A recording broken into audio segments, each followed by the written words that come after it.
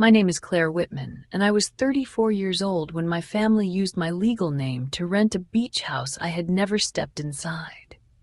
I found out on a Monday morning at 7:12, standing barefoot in my Philadelphia kitchen, waiting for my coffee maker to stop coughing like it was dying. My laptop was open on the counter. I had a risk assessment report due by noon, 2 unread texts from my mother, and exactly 6 minutes before my first meeting. Then my phone rang. "Miss Whitman?" a woman asked. "This is Harbor Key Property Management in Cape May. We need to discuss the damages from your stay at the Sandpiper House." I almost laughed because it sounded so absurd. "My stay?" I said. "I haven't been to Cape May in 3 years." There was a pause on the other end. Not confusion. Concern. "The lease is under Claire Elise Whitman," she said carefully. "Signed electronically 12 days ago. Check-in was Friday. Checkout was yesterday morning." I remember looking down at my coffee cup like it might explain something. Like maybe I had misunderstood. Like maybe there was another Claire Elise Whitman walking around New Jersey with my birth date, my old secondary email, and my driver's license scan. Then the woman said the number. "Current estimated damages are $31,780. That was when the kitchen went quiet. Not normal quiet. The kind of quiet that happens when your body understands the betrayal before your mind can organize it. She listed everything in a professional voice. Water damage to original hardwood floors, a broken balcony railing, red wine on a white linen sofa, 8 holes drilled into a plaster wall, missing keys, noise violations, unauthorized guests, trash removal, emergency cleaning. And then she emailed me the photos. The first one showed the front of a gray cedar shingle beach house with blue shutters and a wraparound porch. The second showed broken glass by the sliding door. The third showed a champagne stain bleeding across a rug that probably cost more than my first car. The fourth photo stopped me cold. It was my sister Madison standing in the living room in a white sundress, holding up her left hand with a diamond ring flashing under the ceiling lights. Behind her, taped across the damaged wall, was a banner that said "Madison and Trevor, forever starts here." I opened Instagram with hands that had gone completely numb. There they were. My mother on the porch, smiling into the ocean wind. My father flipping burgers in the backyard. My brother Ethan holding a beer and laughing. Madison kissing Trevor in the sand while everyone clapped around them. The caption under her post read, "Our perfect family beach house weekend. Some memories are priceless." Priceless. That was an interesting word for a weekend currently being billed to me for $31,780. I called my mother first. She answered on the second ring and sighed before I said a word, which told me everything. "Claire," she said, "before you get upset, you need to understand that Madison's engagement was very important." I gripped the edge of the counter. "Did you use my name to rent that house?" Another sigh. "Your credit was better. The owner wanted someone responsible on the paperwork. Responsible. That was what my family called me when they wanted me to carry something heavy."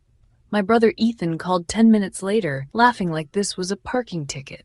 "Come on, Claire, it's just paperwork. You love paperwork." Madison texted me one sentence. "Please don't ruin this for me." Trevor's family already thinks we're classy. None of them apologized. Not one. They didn't ask how scared I was. They didn't ask what could happen to my credit, my job, my name. They just expected me to do what I had done my entire life. Fix it. But here's what they didn't know. The Sandpiper House was not just some random beach rental. 6 months earlier, my firm had reviewed that property in a coastal asset portfolio. I knew the owner was under pressure. I knew the house had a rare short-term rental permit. I knew the land was worth more than my family could imagine. And when the property manager sent me the full lease, there was one clause buried on page 9 that my family had been too careless to read. After a breach, the responsible party could be contacted first if the owner chose to sell. They used my name because they thought it was the easiest one to steal. They forgot it was also a very strong name to put on a deed. Because 2 weeks later, when my family came back to Cape May for what Madison called round 2 at our beach house, the door code didn't work. And the man waiting on the porch was not the rental manager. He was my attorney. Standing beside a new lock, a signed deed, and one sentence my sister was about to hear in front of everyone. The owner of the Sandpiper House is Claire Whitman now. My family had a talent for making theft sound like responsibility. They never called it taking. They called it helping. They never called it using me. They called it depending on me. And somehow, by the time I was old enough to understand the difference, everyone in the Whitman family had already decided that I was the person who got handed the bill when someone else wanted the party. I grew up in Westchester, Pennsylvania, in a yellow colonial house with black shutters and a front porch my mother decorated for every season like the neighborhood was grading her. Pumpkins in October, pine garland in December, hydrangeas in July. My mother, Diane Whitman, believed appearances were a form of currency. If the family photo looked clean enough, the family itself must be fine. If Madison smiled big enough, nobody would ask why I was standing at the edge of the frame holding everyone's coats. Madison was 5 years younger than me and had been delicate from the moment she was born. Not medically, not actually, just emotionally, according to my mother. Madison cried easily, needed encouragement constantly, and somehow every room rearranged itself around her feelings. "Claire, let her have it," my mother would say. The bedroom with the better light, the last piece of birthday cake, the car on Saturday night, the money I'd saved from tutoring because Madison wanted a new dress for winter formal and she's had such a hard week. My older brother Ethan was different. He didn't need protecting, he needed excusing. When Ethan wrecked my father's truck at 21, it was because boys make mistakes. When he dropped out of community college after one semester, it was because school just wasn't built for everyone. When he borrowed $2,000 from me at 26 and never paid it back, my mother said, "You know how Ethan is." Yes, I did know how Ethan was, and everyone knew how I was. Claire was practical. Claire was careful. Claire always landed on her feet. Claire could handle it. That was the sentence my family built a whole religion around. By the time I was 14, I was the one filling out my mother's rebate forms because she hated tiny boxes. At 16, I was proofreading Ethan's job applications. At 18, I was helping my father dispute a medical bill because he said I had a head for this stuff. At 22, I was the emergency contact, the backup driver, the person with a valid printer, the person who remembered passwords, dates, account numbers, and which documents needed to be signed in blue ink. I used to think it meant they trusted me. It took me years to understand trust was not the same as entitlement. I left for Temple University on a partial scholarship and worked 3 jobs my freshman year. Campus bookstore in the mornings, coffee shop on weekends, data entry for a title company 3 nights a week, sitting under fluorescent lights while other students went to parties and learned how to be young. The title company job changed my life. There was something calming about property records. Deeds, liens, easements, tax histories. Paper did not flatter people. Paper did not cry. Paper did not say, "Don't be dramatic, Claire." Paper simply told you who owned what, who owed what, and who was lying.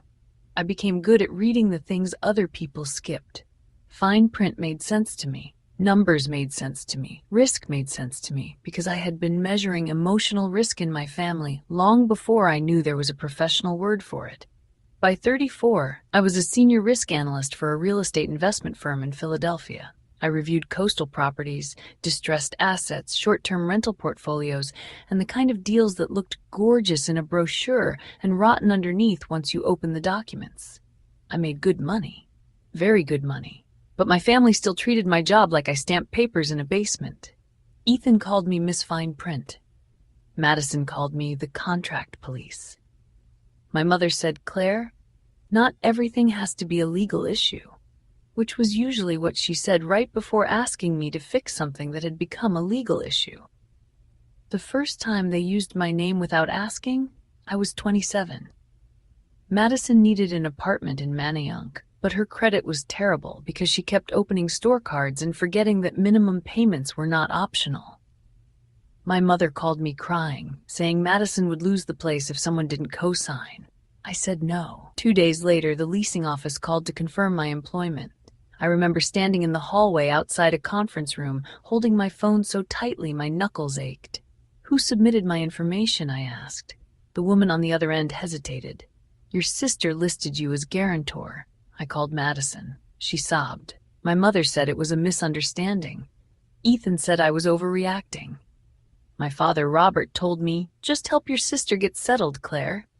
Don't make this bigger than it needs to be." That was his favorite line. Don't make this bigger than it needs to be. As if I was the one enlarging the problem by noticing it. I should have cut them off then. I didn't. That is the part of the story where people always think they would have been stronger. Maybe they would have. I wasn't. I was still trying to be the daughter who could finally do enough to be thanked instead of used.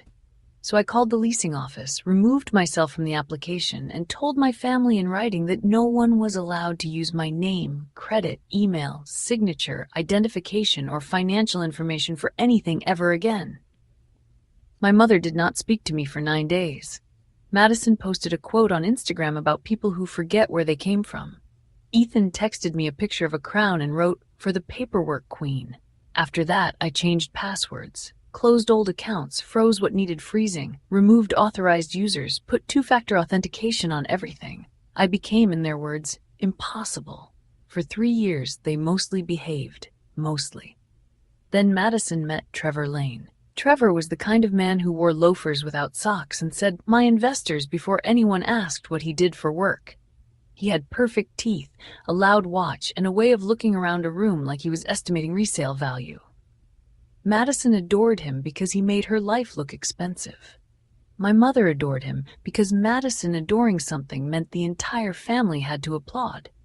The first time I met Trevor, he asked what I did. I told him. He smiled and said, "So you're basically the person who tells people why their dreams are too risky." "No," I said. "I'm the person who tells them whether the numbers agree with the dream." He laughed like I'd made a joke.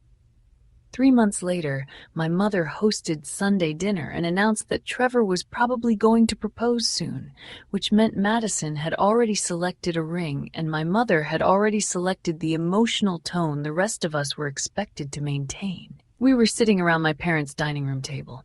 Lemon chicken, roasted potatoes, green beans. Madison didn't eat because she was watching inflammation. Ethan was drinking beer from the bottle even though my mother hated that. My father was quiet as usual, carving his chicken into pieces too small to matter. Madison leaned forward, glowing. "We want to do something really special," she said. "Not a normal engagement party. Something intimate, classy, coastal. Cape May." My mother said like she was revealing a royal estate. I looked up. Cape May was not unusual by itself. Half of Pennsylvania fled there every summer.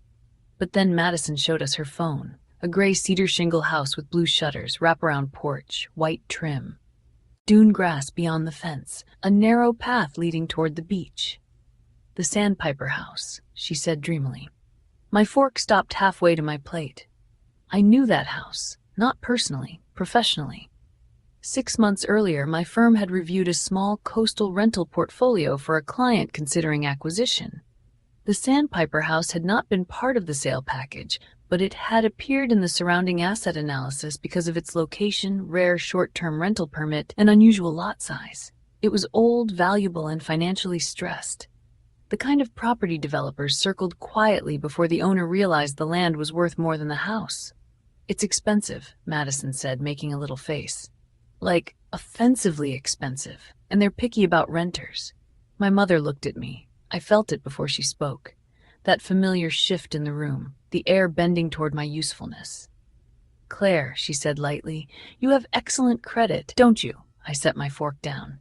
"No." Madison blinked. "I didn't even ask yet." "You were going to." Ethan laughed into his beer. "Relax, Miss Rules. Nobody wants your precious signature." Trevor smiled at me from across the table. "It would just make the approval easier, that's all." "No," I said again. My mother's face tightened. Not enough for guests to notice, but enough for me. I had spent my whole life studying that face. "Claire, this is a family celebration." "Then rent it as a family," I said. "Not as me." Madison's eyes got shiny. "Why do you always make things hard?" That was the moment I should have stood up and left. Instead, I folded my napkin, placed it beside my plate, and said carefully, "No one is using my name for anything. Not a rental, not a deposit, not a backup, not a favor." My father sighed. "Claire," he said, "don't make this bigger than it needs to be." I looked at him for a long second. "It already is," I said. Nobody spoke to me for the rest of dinner except my mother, who asked if I wanted more potatoes in the exact voice she used when she was furious. 2 weeks later, an email landed in an old secondary inbox I barely checked anymore. Subject line, "Your Cape May reservation is confirmed."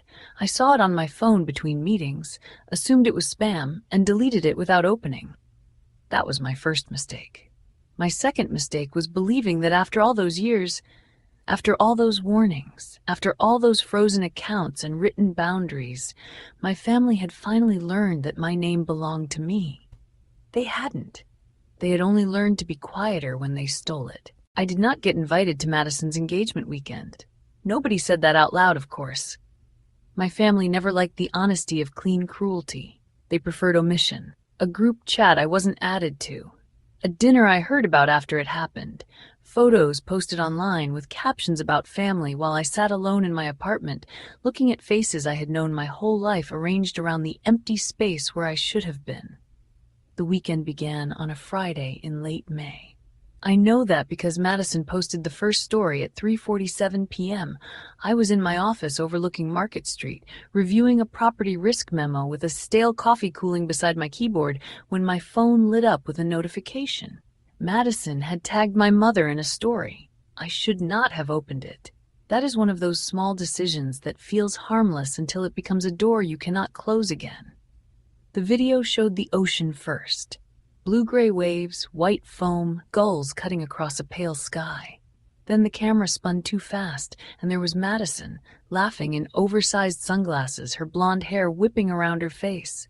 "Engagement weekend starts now," she sang. Behind her, the Sandpiper house rose from the dune grass like something out of a lifestyle magazine. Weathered gray shingles, blue shutters, white porch railings, hanging baskets full of pink geraniums.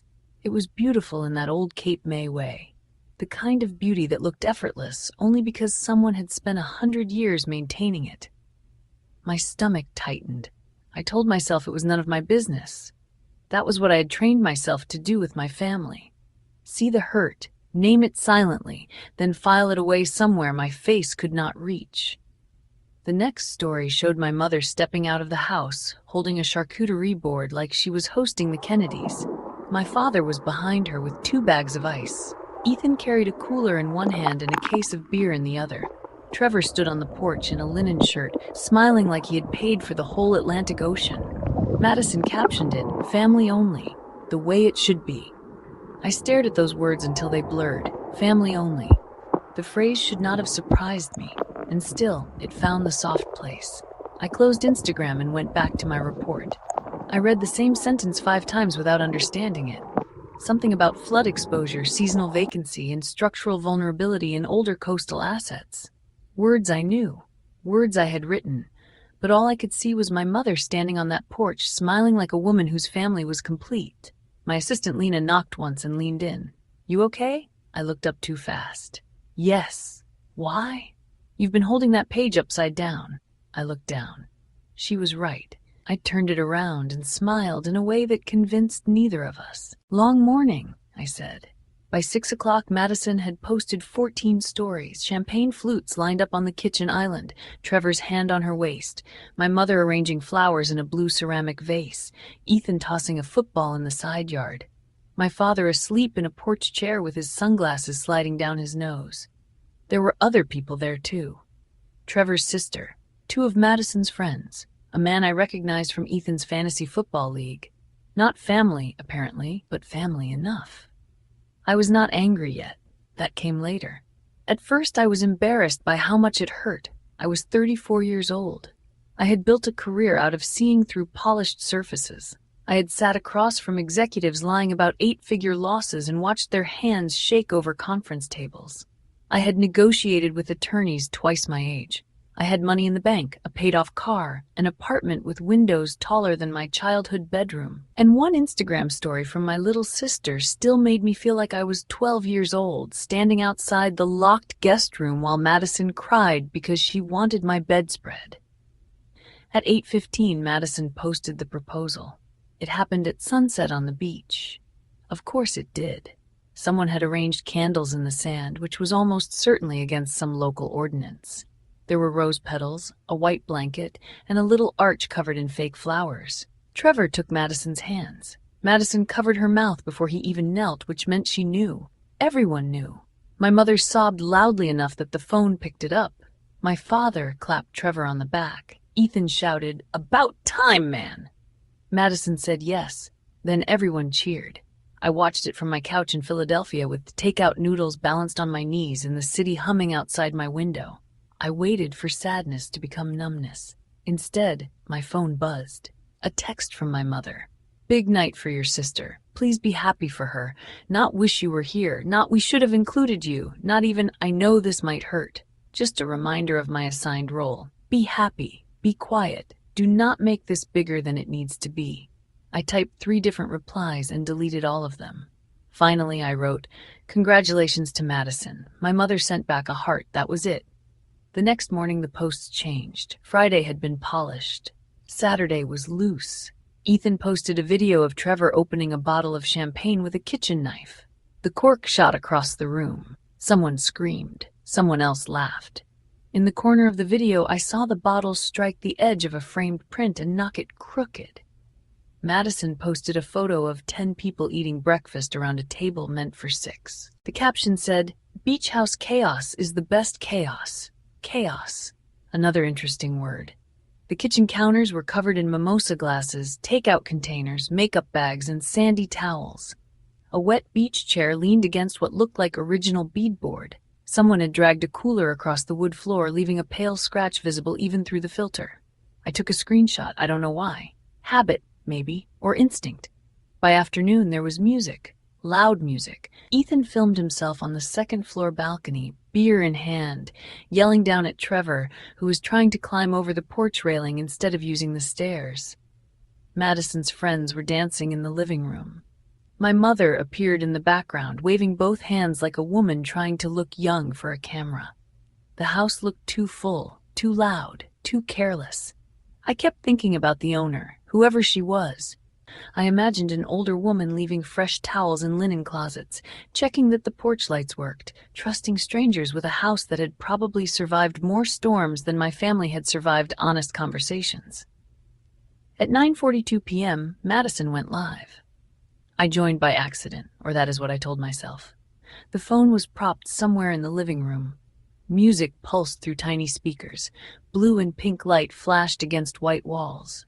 The engagement banner hung over the fireplace now. Madison and Trevor, forever starts here. It had not been there in the listing photos. I leaned closer. The banner was not taped. It was mounted. Someone had drilled it into the plaster. My chest went cold. In the background, I heard Madison laughing. "Trevor, babe, don't worry. We'll patch it." Then Ethan's voice, sloppy with alcohol. "Claire will know what form to file." People laughed. I sat very still. My name had entered a room I had not been invited into. Then my mother's voice rose over the music. "Don't say that on live." The screen went black 3 seconds later. I stared at my phone until my reflection stared back. That was the first time I knew. Not guessed. Not suspected. Knew. Somehow, some way, they had connected me to that house. I went to my old secondary email account, the one I had used years ago for family things before I started separating my life into clean, protected compartments. The inbox was mostly junk, store coupons, old newsletters, password reset alerts from companies I no longer used. Then I found it in the trash folder, the email I had deleted 2 weeks earlier. "Your Cape May reservation is confirmed." My mouth went dry. I restored it, opened it. There it was. Harbor Key Property Management, the Sandpiper House, 4 nights, responsible tenant, Claire Elise Whitman, my home address, my phone number, my old email, a driver's license number I had not given anyone in years, except my mother, when she once claimed she needed it to add me as an emergency contact on a rental car, and at the bottom, in neat digital script, a signature that was supposed to be mine. Claire E. Whitman. For a moment, I could not move. The apartment around me became strangely sharp. The low buzz of the refrigerator, the smell of soy sauce from the noodles I had not finished, the blue light from my laptop, the rain starting against the window. I read the rental rules. No parties, no unauthorized guests, no wall modifications, no balcony misuse. Tenant responsible for all damages caused by occupants or invitees. Tenant responsible. I had not been invited, but on paper I had invited everyone. That was the part that made me feel sick. Not just the fraud, not just the risk, the elegance of it. They had found a way to exclude me emotionally while including me legally. They had taken my name to the beach and left the rest of me behind. I called Madison, she did not answer. I called Ethan, straight to voicemail. I called my mother. She answered after the fourth ring, breathless and irritated. "Claire, it's late. Why is my name on the beach house lease?" Silence. In the background I heard the ocean, laughter, a glass breaking. Then my mother moved somewhere quieter. "Claire," she said slowly, "this is not the time."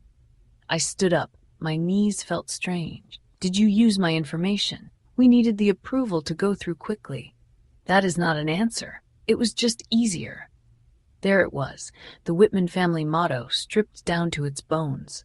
It was just easier. Easier than respecting me. Easier than asking. Easier than risking Madison's disappointment. Easier than telling Trevor no. Easier than letting the golden weekend fall apart. My voice came out very calm. "You forged my signature." My mother made a small offended sound. "Don't use ugly words. What word would you prefer?" "Family," she snapped.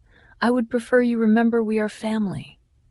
I looked at the lease on my screen, my name glowing at the bottom like a body left at the scene. "No," I said.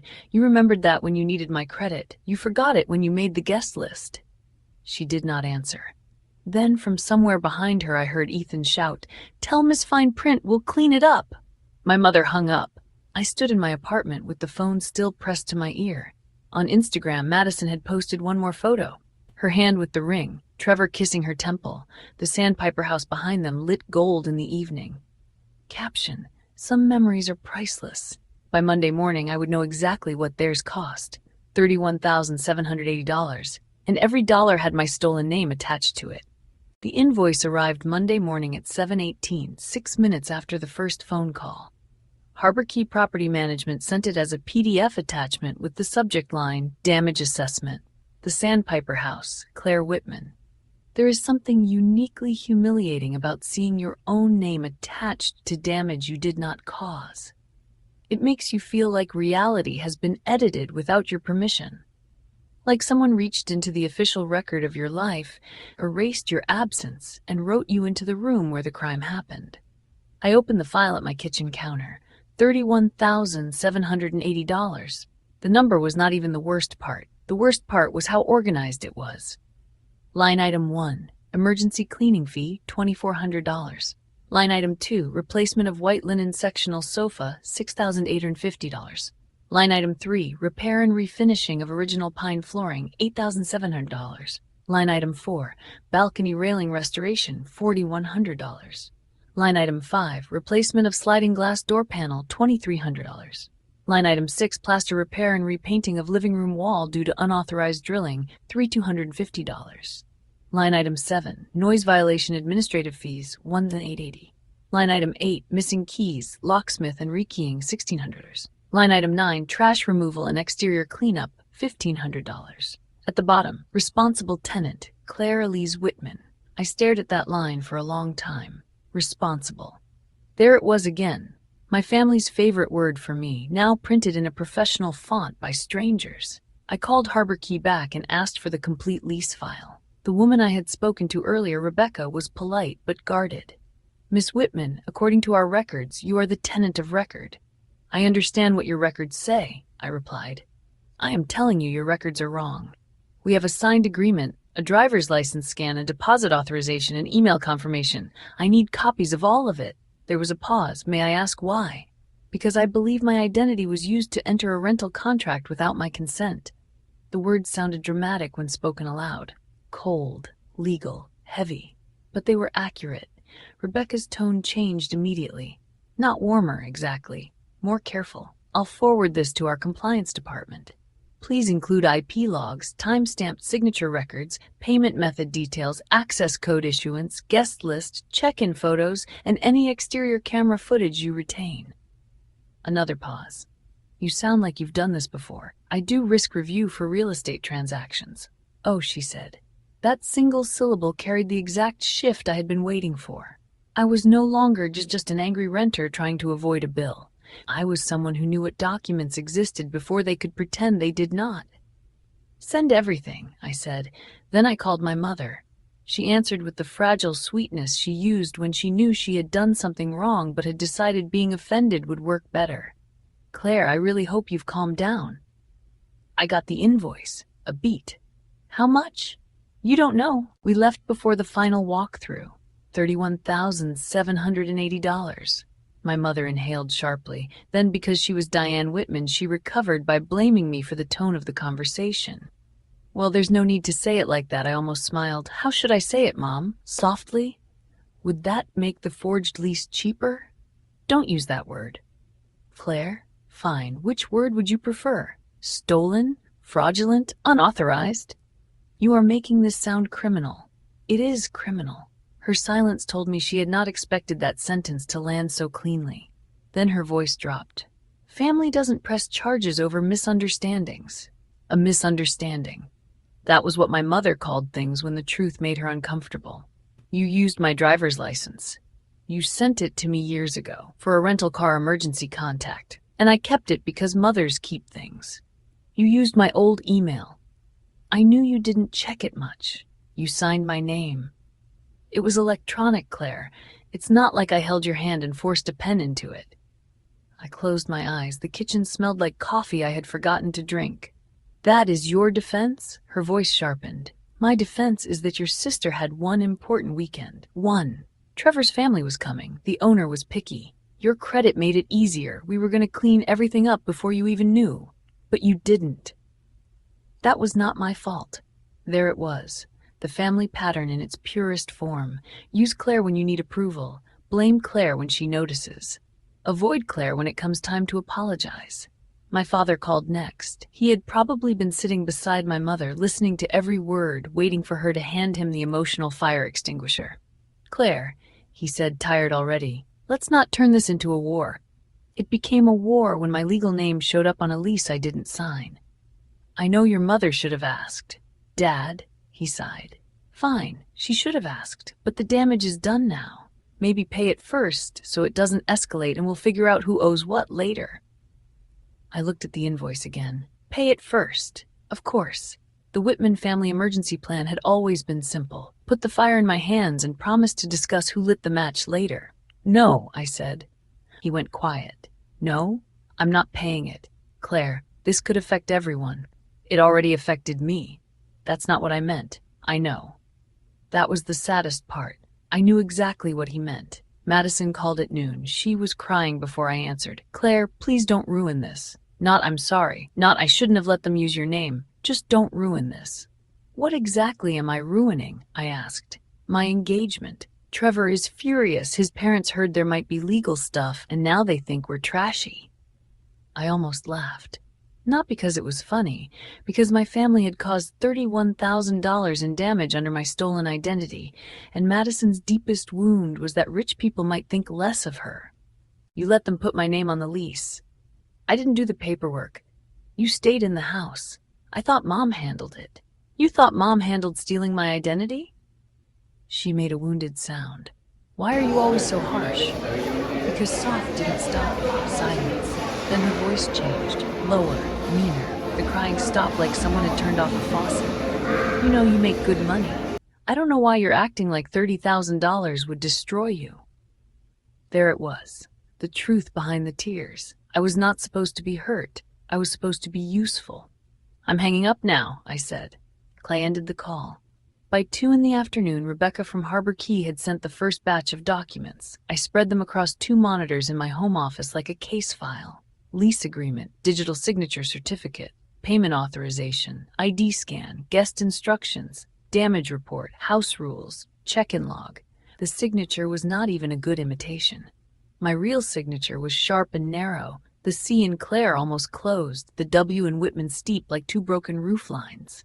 The digital signature on the lease looked soft and rounded. My mother's handwriting had always been soft and rounded. The IP address traced to Westchester, my parents' neighborhood. The ID scan was the same picture I had texted my mother 4 years earlier.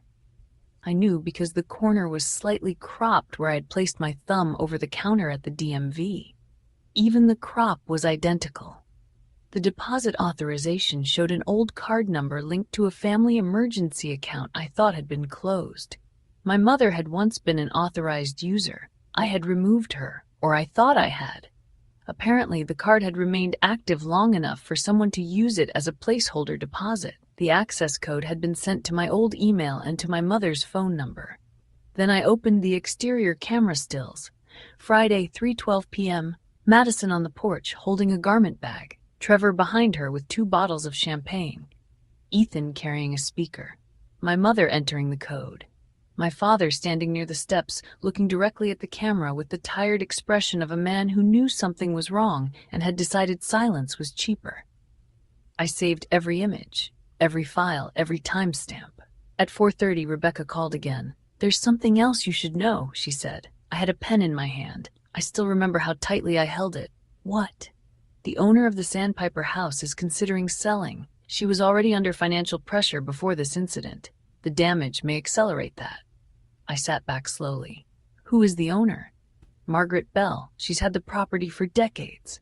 The name was familiar. I typed it into our internal archive and searched my old asset review notes. There it was. Bell, Margaret, widow. Primary asset, single-family coastal rental, Cape May. Rare transferable short-term rental permit. Elevated land value. Deferred maintenance. Possible tax pressure. High developer interest.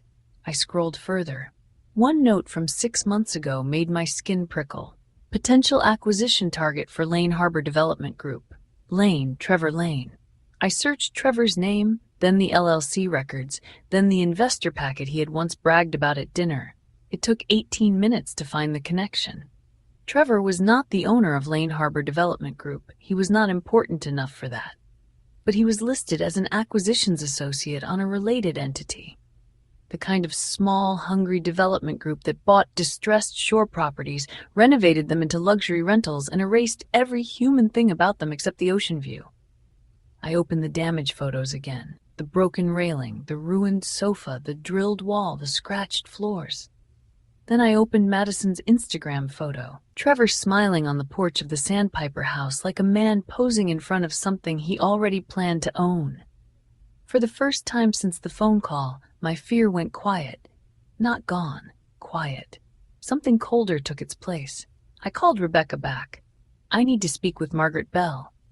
I'm not sure she'll want direct contact. Tell her the person whose name was used on that lease wants to make sure she doesn't get pushed into selling to the wrong buyer." Rebecca did not answer right away.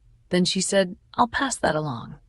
That night, I sat at my desk until the city outside my window turned black and reflective. My phone kept lighting up. Mom, Dad, Madison, Ethan. A group text I had not seen in months suddenly came alive. "Ethan, you need to stop threatening everyone. Trevor says lawyers will make this worse. Please call me. This is getting out of hand. Claire, just breathe. We can solve this as a family." As a family, I looked at the lease, my stolen name, my forged signature, my family smiling in a house I had never entered.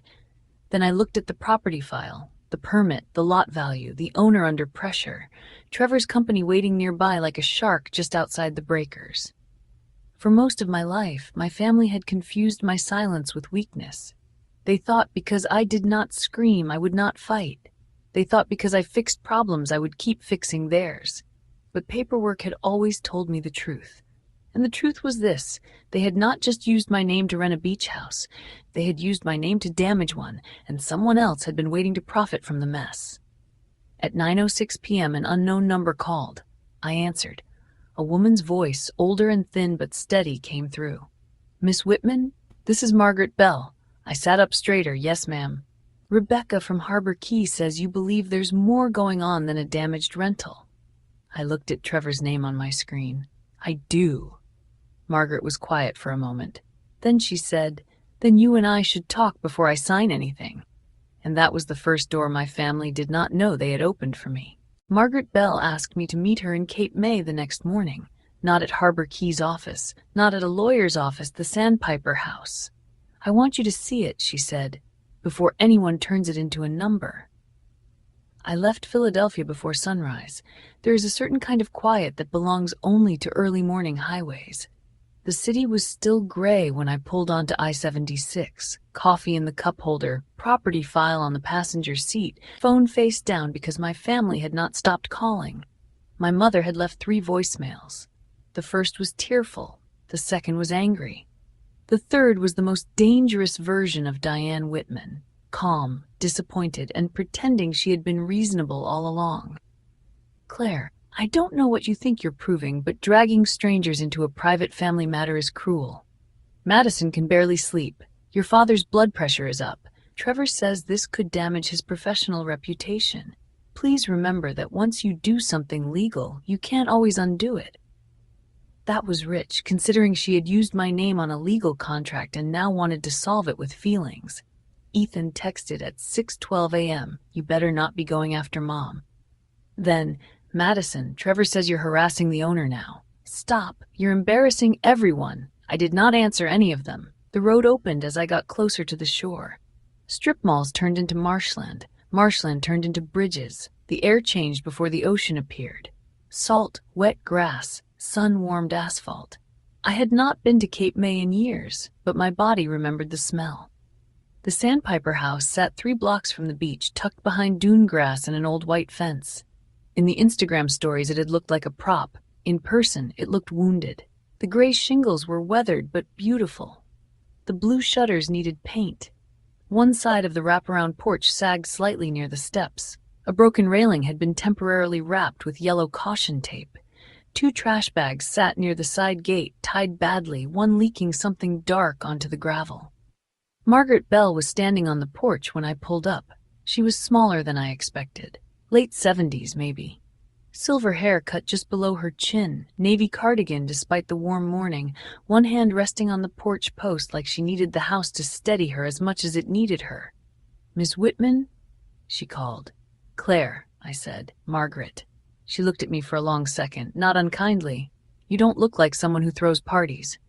"No, ma'am." That made her smile, but only a little. Inside, the house smelled like salt air, lemon cleaner, and something older underneath, cedar, dust, time. The living room had wide plank floors and a fireplace with hand-painted tiles. The drilled holes from Madison's engagement banner marked the plaster wall like small, stupid wounds.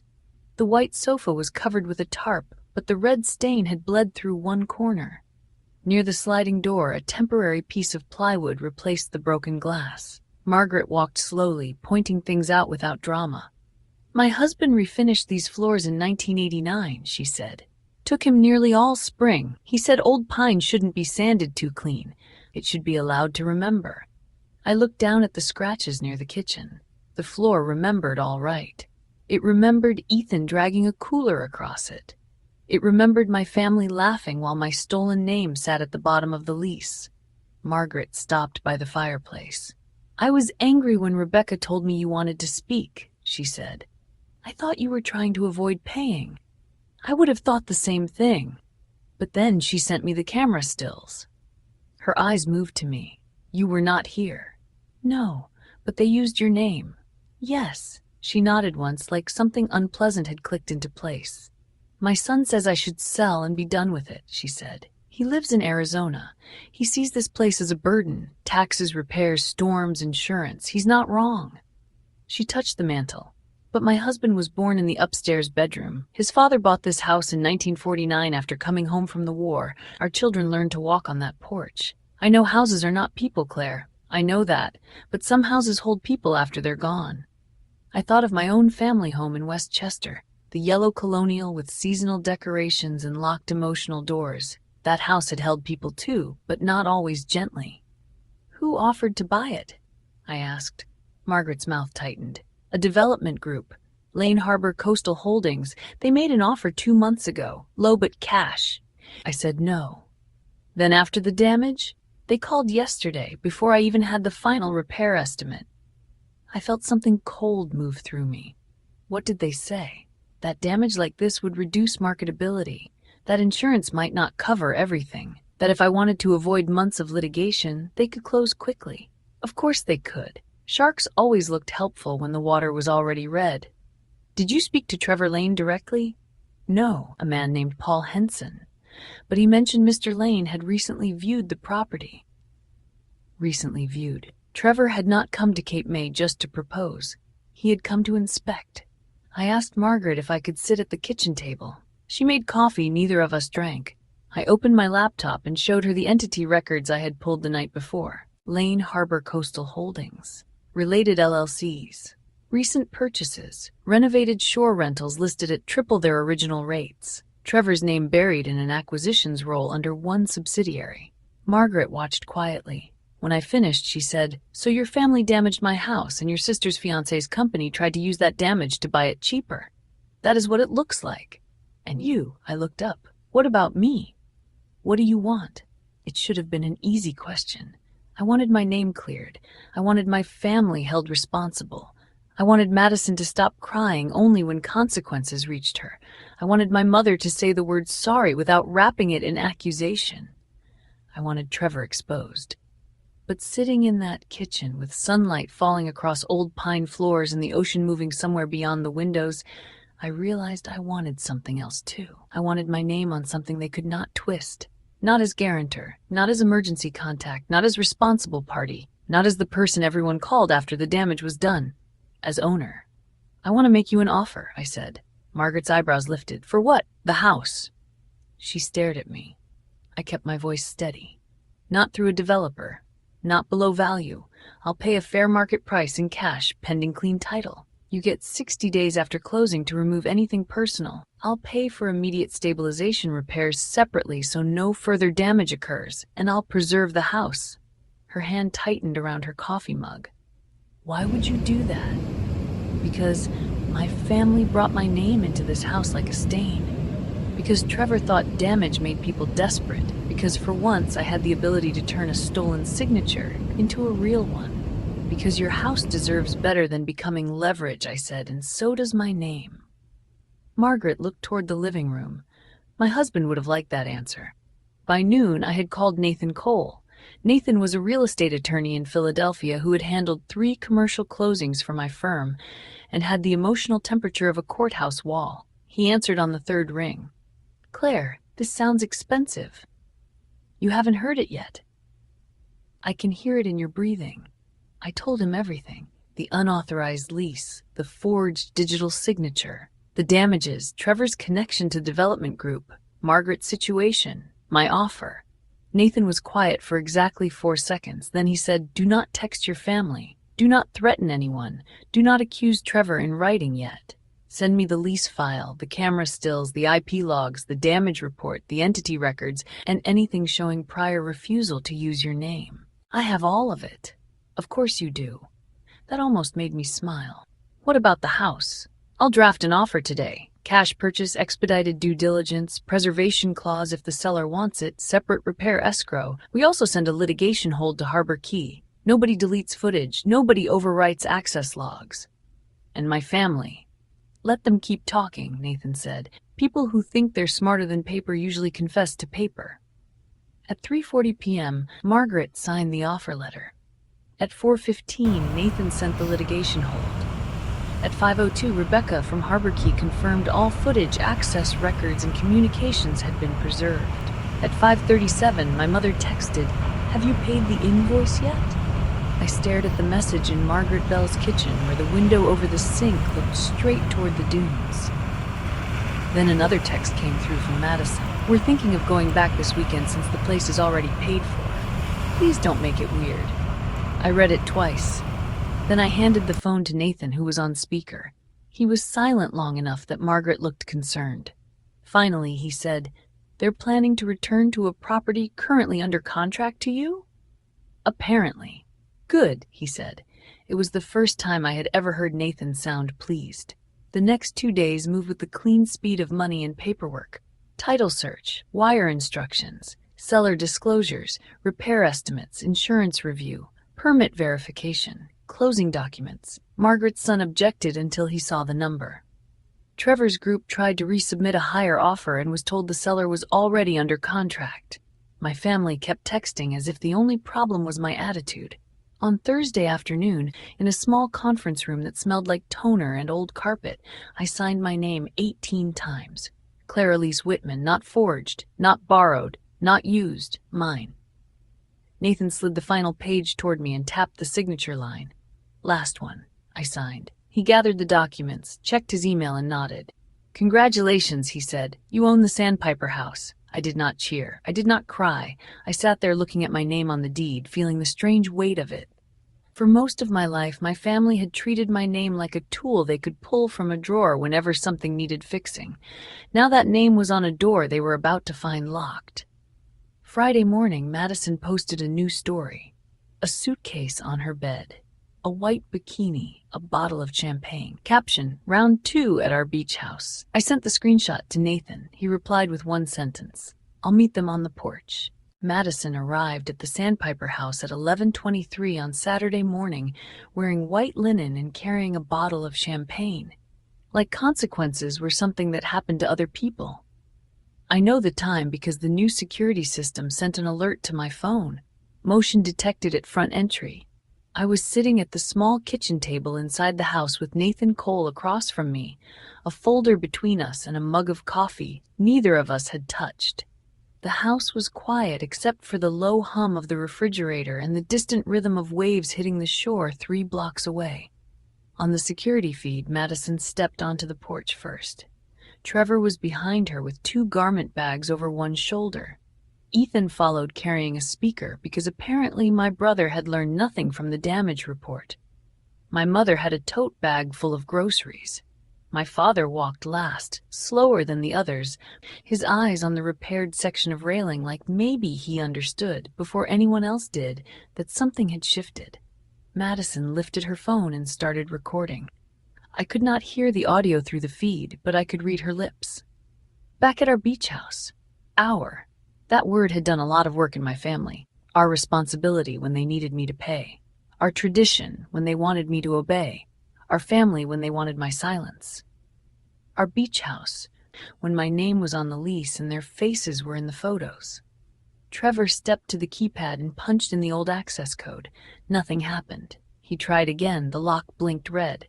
Madison stopped filming. Ethan leaned around him. You're doing it wrong. Trevor shot him a look. I know how to use a keypad. He entered the code a 3rd time. Red light again. My mother shifted her grocery tote to the other arm and looked toward the driveway, annoyed in that brittle way she got when the world failed to arrange itself around Madison. Call the rental company, she said. Madison lowered her sunglasses. This is ridiculous.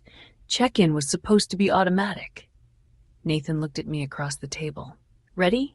I looked at the security screen. Trevor was already on his phone, jaw tight. Ethan had set the speaker on the porch railing exactly where the old one had broken. Madison was scrolling angrily. My mother knocked once, as if the house were personally ignoring her.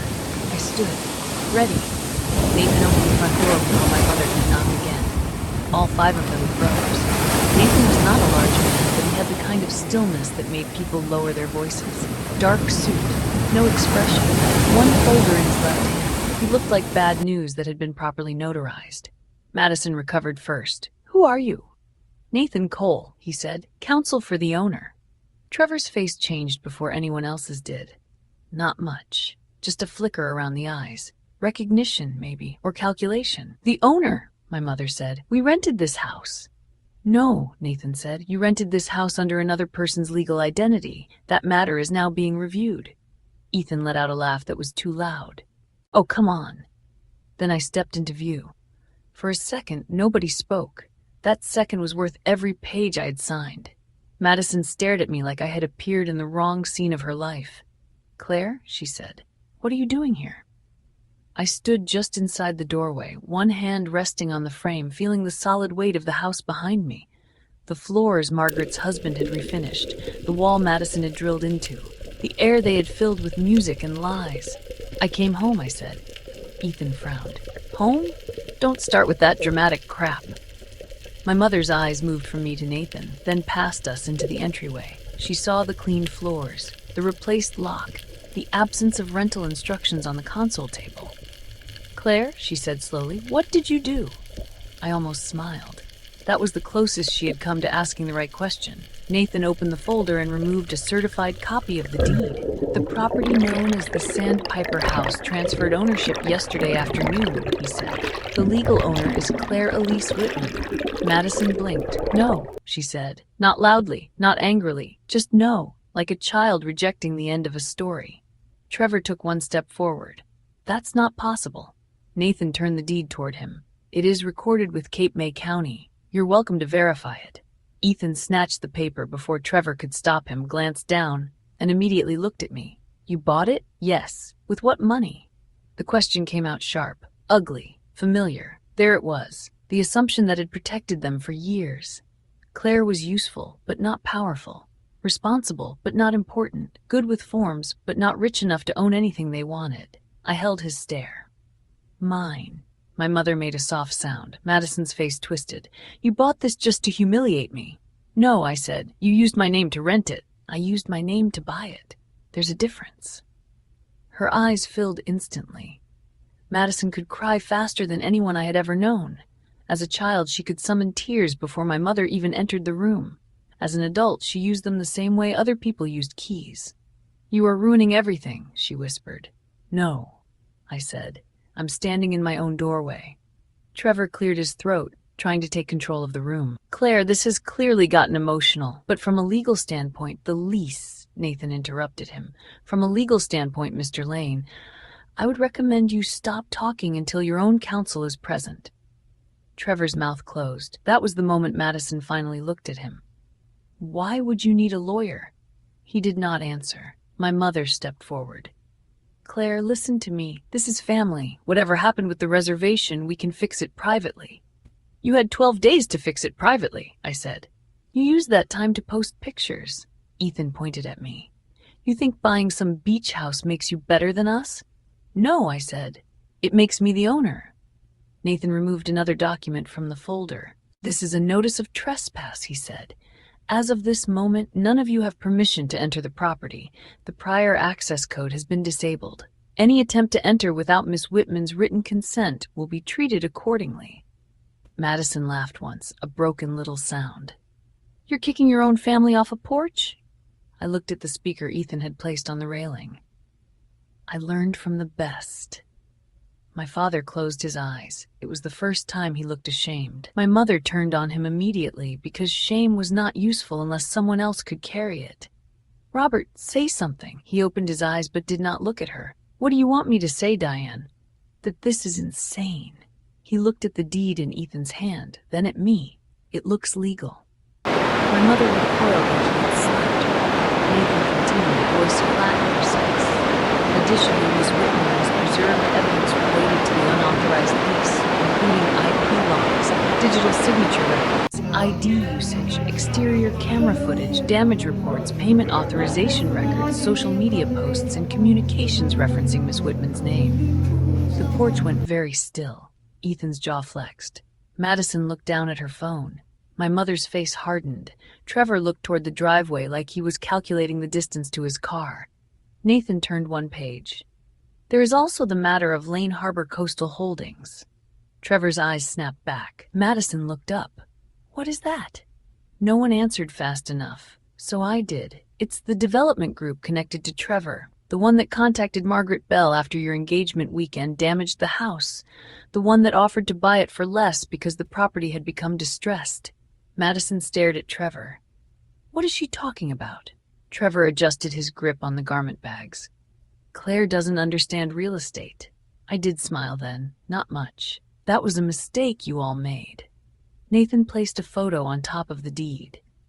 Trevor on the porch during the engagement weekend, looking directly at the side elevation of the house, not Madison.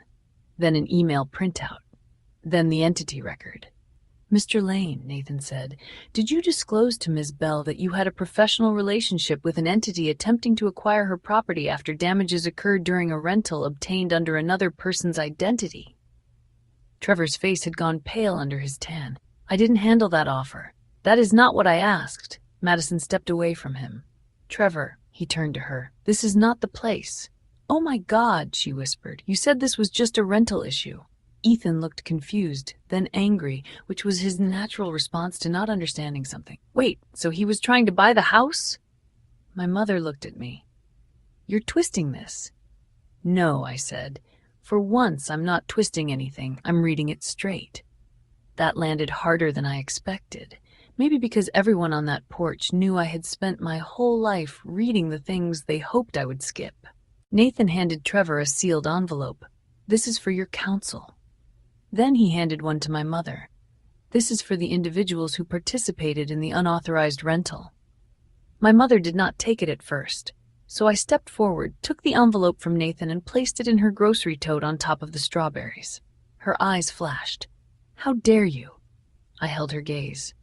You used my driver's license, my email, my signature, and my credit to get into this house. Do not talk to me about daring. For the first time in my adult life, my mother had no immediate reply. The ocean wind moved across the porch. Madison's champagne bottle clinked softly against the side of Trevor's bag. Somewhere down the street, a child laughed, bright and careless, the way weekends at the shore were supposed to sound. Nathan closed his folder. You have two options, he said. You may leave now and attend a formal meeting Monday morning to discuss civil settlement, damages, and written admissions of responsibility. Or you may refuse to leave and Miss Whitman will proceed with a police report today, followed by civil claims without further notice. Ethan scoffed. She wouldn't. I looked at him. He had said versions of that sentence my whole life. She wouldn't tell Mom. She wouldn't say no. She wouldn't leave dinner. She wouldn't press charges. She wouldn't let Madison cry. She wouldn't make this bigger than it needs to be. I stepped out onto the porch and took the old house key from my pocket. Margaret had given it to me at closing. Not the rental keypad, not a temporary code, a real brass key worn smooth by years of hands that had respected the door it opened. I held it up long enough for all of them to see. You used my name because you thought it made me responsible, I said. You were right. My mother's expression shifted, almost hopeful. Then I put the key back in my pocket. I'm responsible for this house now, and I'm telling you to leave. No one moved. Then my father picked up my mother's grocery tote. Diane, he said quietly, get in the car. She stared at him. He did not repeat himself. Madison began crying again, but softer this time, like she was no longer sure who was supposed to comfort her. Trevor walked ahead of her without touching her back. Ethan grabbed the speaker from the railing and muttered something I did not bother to catch. They went down the steps one by one. My family leaving a house they had entered with my stolen name. Behind me, Nathan remained in the doorway.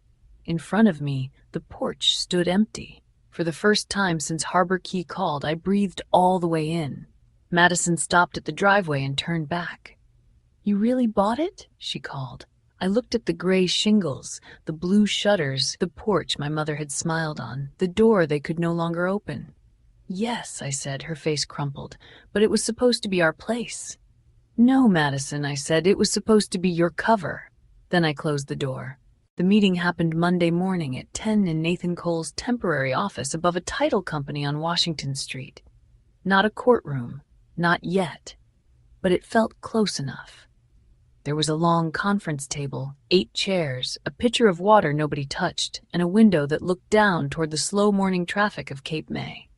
Tourists walked past carrying iced coffees and beach bags, unaware that one floor above them, my family was about to learn what paper sounded like when it stopped being polite.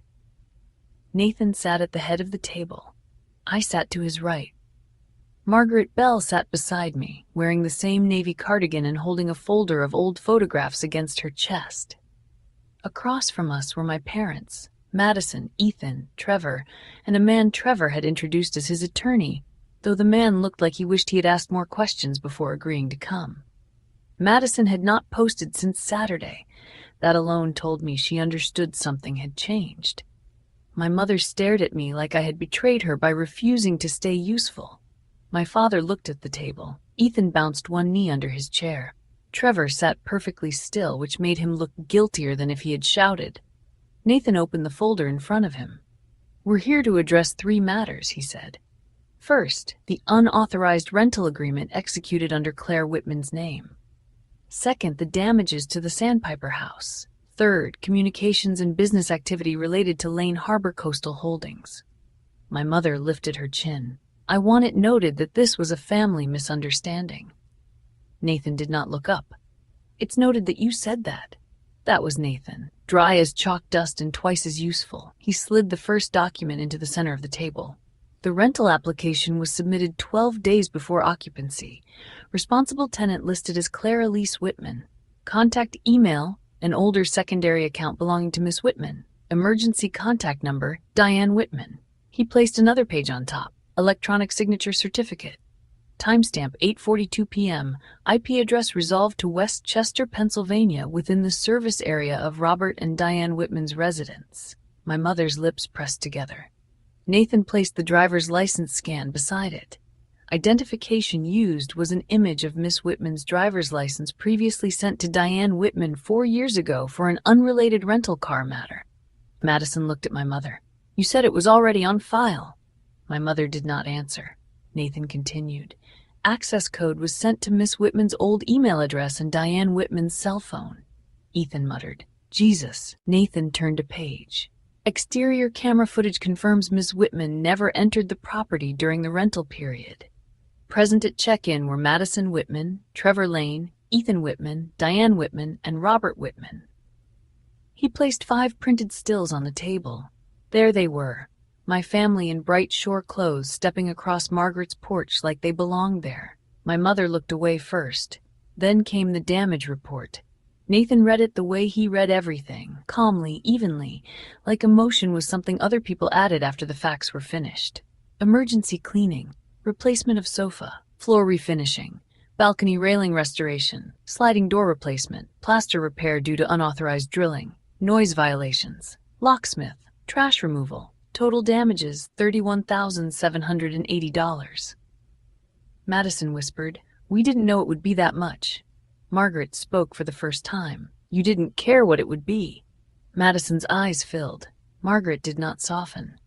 My husband refinished those floors with his own hands. That railing was repaired every spring for 30 years. I left instructions in the welcome binder. No parties, no drilling, no balcony crowding. You treated my home like a backdrop. It was my engagement, Madison said weakly. Margaret looked at her. It was my house. The room went quiet. I felt that sentence in my bones.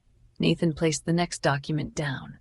Now, the acquisition matter. 2 months before the rental, Lane Harbor Coastal Holdings made an offer to purchase the Sandpiper house below appraised value. Mrs. Bell declined. One day after the damages were reported, Lane Harbor contacted Mrs. Bell again and referenced reduced marketability, potential litigation, and repair exposure as reasons to accept a fast cash sale. Trevor's attorney leaned forward. My client did not personally submit that offer. Nathan nodded. I didn't say he did. Trevor's attorney stopped leaning. Nathan placed another document on the table. However, Mr. Lane is listed as an acquisitions associate for a related entity. Social media posts show Mr. Lane present at the damaged property during the rental period. Exterior footage shows Mr. Lane inspecting the side elevation, rear porch, and roofline. There are also messages from Madison Whitman to Claire Whitman stating, quote, Trevor says lawyers will make this worse, and Trevor says the owner might sue. Madison turned to Trevor. You told me this was just about Claire overreacting. Trevor's jaw tightened. It was complicated. No, I said quietly. It was useful. Everyone looked at me. I had not spoken since the meeting began. Trevor tried to hold my gaze and failed. You saw an old woman under financial pressure, I said. You saw a house you wanted. Then my family handed you a lease with my name on it, and suddenly any damage became someone else's problem. That's not what happened, he said. Then explain it. He opened his mouth. Nothing came out. Ethan leaned back, staring at Trevor now like all the pieces had finally arranged themselves into a picture he hated. You used us? Trevor's laugh was short and ugly. You brought the speaker, Ethan. Ethan's face flushed. Madison started crying for real then. Not the pretty kind, not the controlled kind she used around my mother. This one came from panic. Mom, she said, you said Claire would handle it. My mother's expression cracked only a little, but I saw it. I said she always fixes things, she whispered. The words landed between us like a confession. I looked at her. That was never permission to break them. My father closed his eyes. For a long moment, nobody moved. Then he opened them and looked at me. I should have stopped it, he said. It was not enough, not nearly, but it was the first honest sentence he had given me in years. Yes, I said. You should have. He nodded once like he deserved that, because he did. Nathan slid a settlement agreement across the table. Here are Miss Whitman's terms. The parties who occupied the property will accept responsibility for the damages. Payment may be made over 18 months. Each party will sign a written acknowledgement that Miss Whitman did not authorize the rental, did not sign the lease, and was not present during occupancy. Madison Whitman will remove all social media posts referring to the Sandpiper House as a family property. Trevor Lane and all related entities will withdraw any acquisition interest in the property and agree not to contact Mrs. Bell regarding sale. Diane Whitman will certify destruction of all copies of Miss Whitman's identification documents. Any future use of Miss Whitman's name, identifying information, credit, email, or signature will trigger immediate legal action. My mother stared at the agreement. This is humiliating. I looked at the damage photos. No, I said. This is written down. Ethan signed first. He did it angrily, pressing the pen so hard the paper almost tore. Madison signed next, crying through the whole thing. Trevor's attorney asked for 10 minutes in the hallway. They came back in 7. Trevor signed without looking at anyone. My father signed slowly, then my mother. She held the pen above the page for so long I thought she might refuse. Then she looked at me. You didn't have to buy it. No, I said. I didn't. Her eyes were wet now. Then why? I thought of the first phone call, the invoice, Madison's caption, Ethan laughing about paperwork, Trevor smiling in front of a house he planned to steal cheaply, my mother saying my credit was better, like that was an explanation. Because you gave my name to that house, I said, so I decided my name would stay there the right way. She signed. 3 months later, the Sandpiper House looked like itself again. The railing had been restored. The floors had been refinished, not too clean, just enough to let the old pine remember. The plaster wall was repaired. The sofa was gone. The locks were new. The keypad was removed. I kept the brass key. Margaret came by on the first cold morning in October. She stood in the living room for a long time, looking at the repaired fireplace wall. My husband would have liked this, she said. That was worth more to me than my family's signatures. I did not turn the Sandpiper House into a luxury rental. I did not paint everything white and name the bedrooms after seashells. I kept the blue shutters. I kept the old porch swing. I kept the scratched kitchen table Margaret had left behind because she said it belonged to the house more than it belonged to her. Above the entry table, I framed one document, not the deed. The settlement agreement would have been too bitter, the damage report too ugly, the forged lease too heavy. I framed the first page of the title transfer where my name appeared cleanly, legally, and without anyone else's hand pretending to be mine. Clara Lee Whitman, owner. One evening, I stood on the porch as the sun went down behind the dunes. My phone buzzed. A text from Madison. I'm sorry. I know that's not enough. She was right. It was not enough. But for once, she had not asked me to fix that. I put the phone away. The ocean moved beyond the houses, steady and indifferent. The porch boards creaked under my feet. The key sat warm in my palm. My family had used my name because they thought it was the easiest one to steal. They forgot a name can do more than carry blame. It can hold title. It can close doors. It can open the right ones. And when they came back to the beach house, they thought they had gotten away with using... They learned the difference between being listed as responsible and becoming the owner. They used my name to rent the Sandpiper House, so I bought it. And for the first time in my life, when someone said my name at the door, it meant they needed permission to come in.